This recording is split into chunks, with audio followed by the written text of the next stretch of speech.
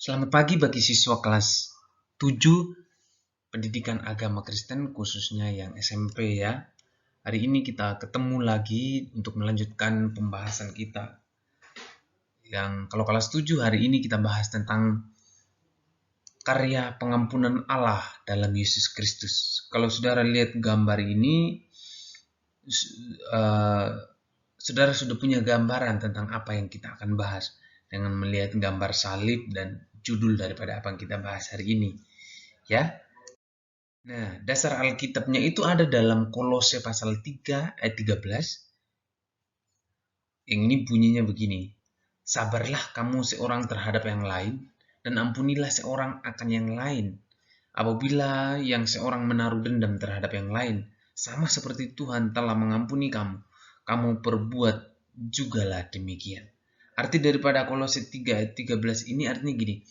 Kita harus mengampuni sesama kita seperti lihat ini, Tuhan telah mengampuni kamu. Itu seperti kita juga mendapatkan pengampunan dari Tuhan.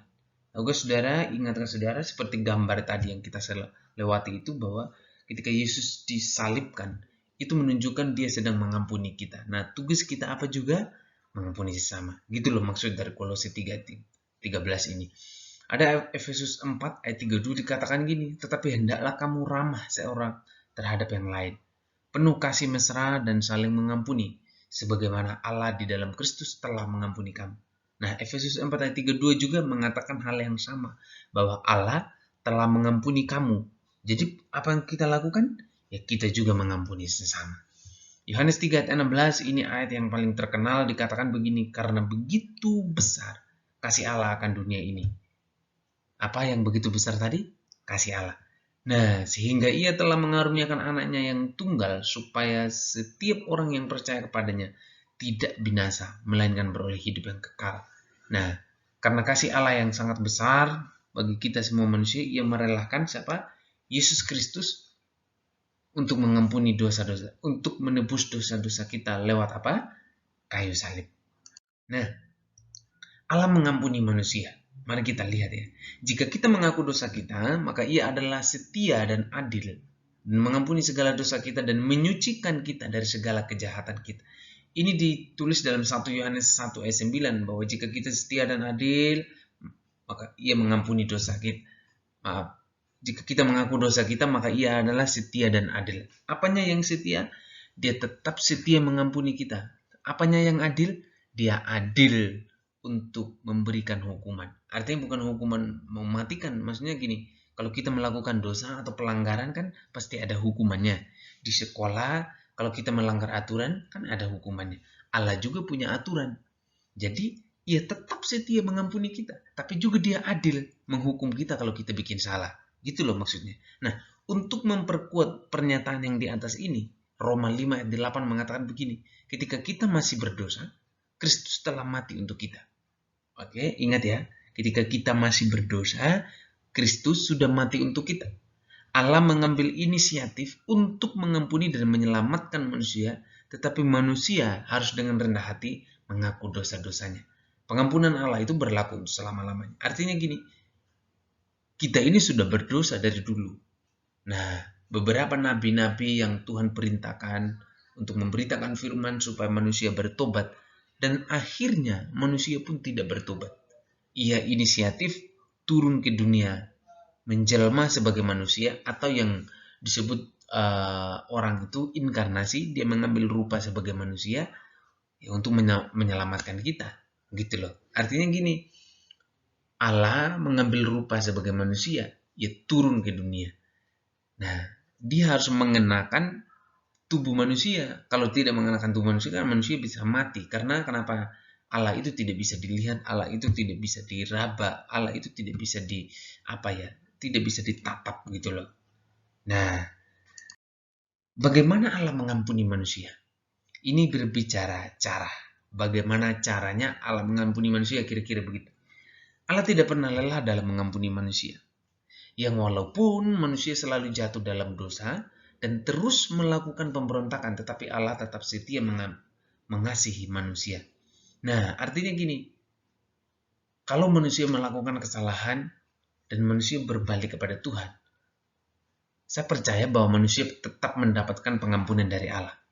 Ya, apapun perbuatan manusia, seperti apapun dia keburukannya, seperti apapun kejahatannya, kalau dia bertobat dan mengaku itu kepada Tuhan, menurut saya dia tetap mendapatkan pengampunan dari Allah. Makanya dikatakan di sini, yang walaupun manusia itu selalu jatuh, ini kata selalu itu kan sering banget jatuh, dan melakukan pemberontakan terhadap Allah, tetapi ia tetap setia mengasihi. Seperti ayat yang kita baca tadi, bukan? Ia tetap setia dan adil. Nah, karena perbuatan manusia yang begitu keji, akhirnya Bapa mengutus Yesus untuk menyelamatkan manusia dari dosanya. Yesus harus menanggung kutuk dosa yang sebenarnya layak didapatkan oleh manusia sebagai pembuat dosa. Nah, artinya gini, ketika manusia berbuat dosa, sesamanya pun tidak bisa mengampuni. Artinya gini, kalau si A berbuat dosa, si B tidak bisa menyelamatkan. Oleh sebab itu, Bapa mengutus siapa? Anaknya. Siapa anaknya? Yesus. Untuk menyelamatkan kita dari dosa lewat kematiannya di kayu salib.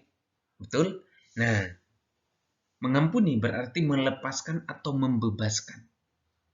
Ya. Jadi dengan kedatangan Yesus, ia telah membayar dosa kita dengan lunas. Kalau dikatakan dalam 1 Korintus 6 ayat 20 dan 1 Korintus 7 ayat 23. Kalau saya tidak salah ya, salah sebut ya, ayatnya kan berbunyi demikian. Kamu telah dibeli dengan harga yang mahal dan sudah lunas dibayar. Wow, itu keren banget. Jadi bagaimana cara Allah mengampuni manusia? Dengan cara mengutus anaknya yang tunggal, yaitu Yesus Kristus, mati di kayu salib, kita dapatkan pengampunan, kita dapatkan pembebasan, kita dapatkan apa? Kita luput dari kutuk, dan Yesus yang menanggung kutuk itu di atas kayu salib. Nah, melalui kematian Yesus di kayu salib, maka hubungan Allah dan manusia yang telah rusak oleh dosa pulih kembali. Nah, ini kan jangan dianggap main-main. Artinya gini, oh berarti Yesus sudah mengampuni dosa kita. Oh, kalau berarti Yesus sudah mengampuni dosa kita, berarti kalau Yesus itu adalah Allah Bapa itu selalu mengampuni dosa kita walaupun kita sering berbuat dosa, maka ya udahlah, saya berbuat dosa terus aja. Kan Tuhan itu kan Maha Pengasih. Tuhan itu kan Maha Pengampun. Tidak seperti itu. Ingat ya. Jadi jangankan mentang-mentang Allah itu punya kasih, Allah itu punya kesabaran, lalu manusia seenaknya selalu bikin dosa. Nah, ini yang manusia harus lakukan. Apa itu? Menurut Paulus, dia mengatakan gini, justru dalam kemerdekaannya, manusia harus mempertanggungjawabkan melalui hidup benar. Jadi, kita sudah mendapatkan kemerdekaan. Harusnya kita yang dihukum, harusnya kita yang disalibkan, harusnya kita yang mendapat kutuk, tetapi kita sudah dimerdekakan. Kita sudah dibebaskan lewat kematian Yesus. Lalu apa yang kita harus lakukan? Kita mempertanggungjawabkan itu di hadapan Allah melalui hidup benar. Hidup benar seperti apa, Pak? Ya kita berbuat baik, ya, kita menolong orang lain, kita hidup tanpa dosa, kita hidup benar di hadapan Tuhan. Gitu. Ya. Jadi kita harus mempertanggungjawabkan apa yang sudah kita terima.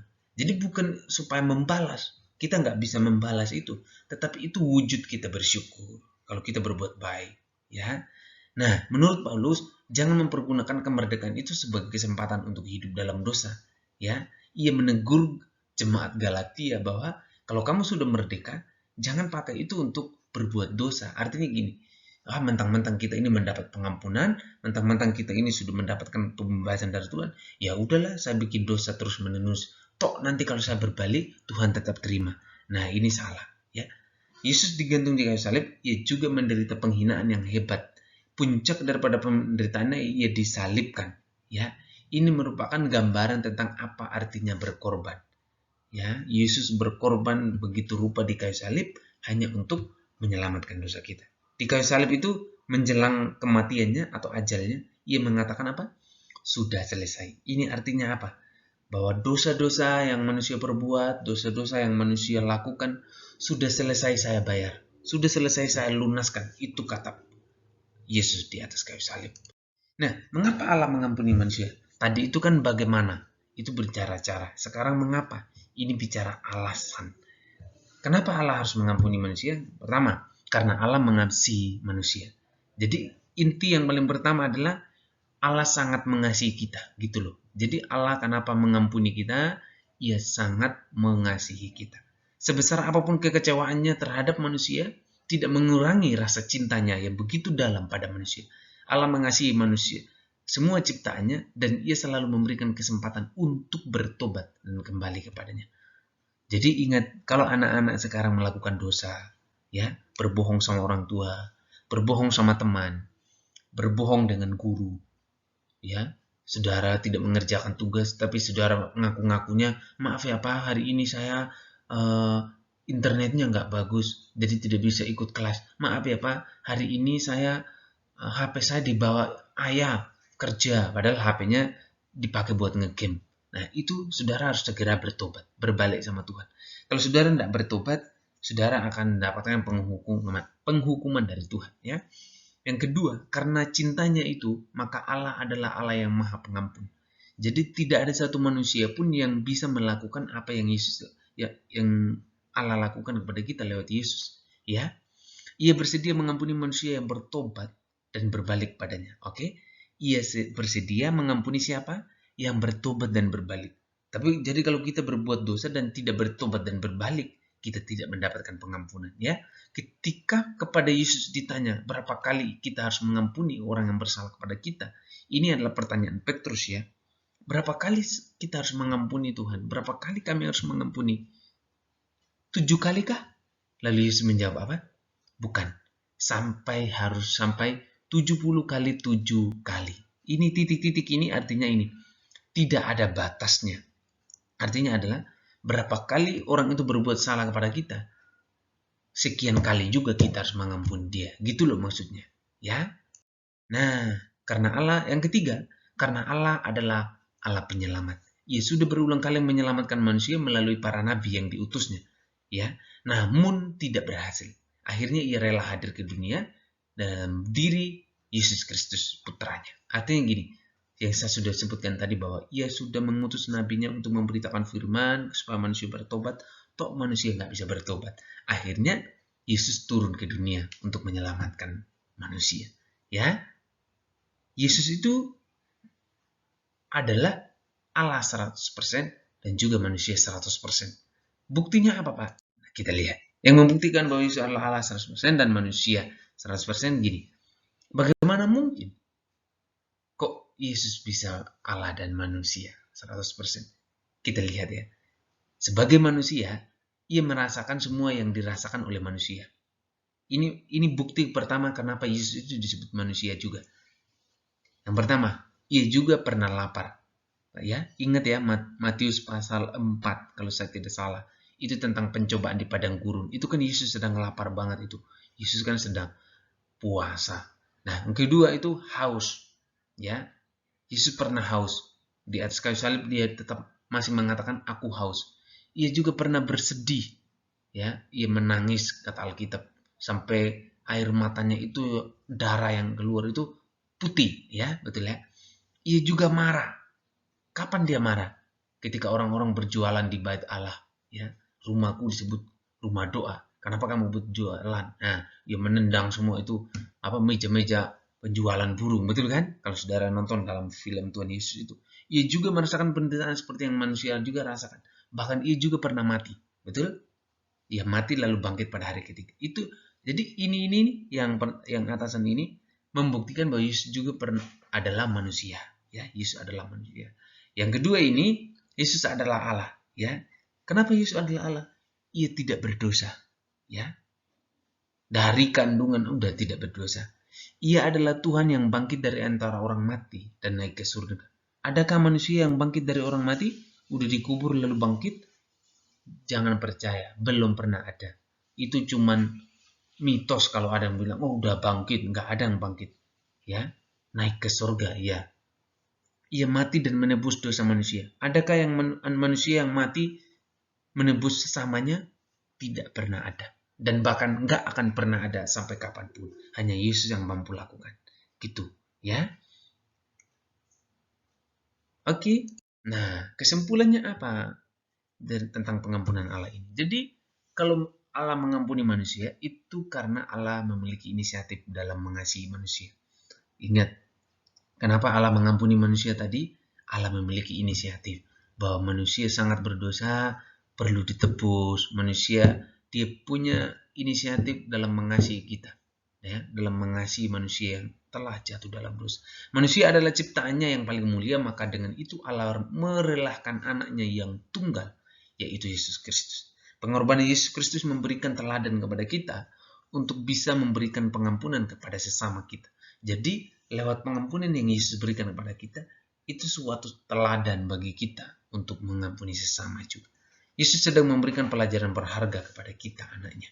Ya, Tuhan memberkati kalian kelas 7, selamat belajar. Saya berdoa kalian dalam keadaan baik-baik saja. Tuhan memberkati. Amin.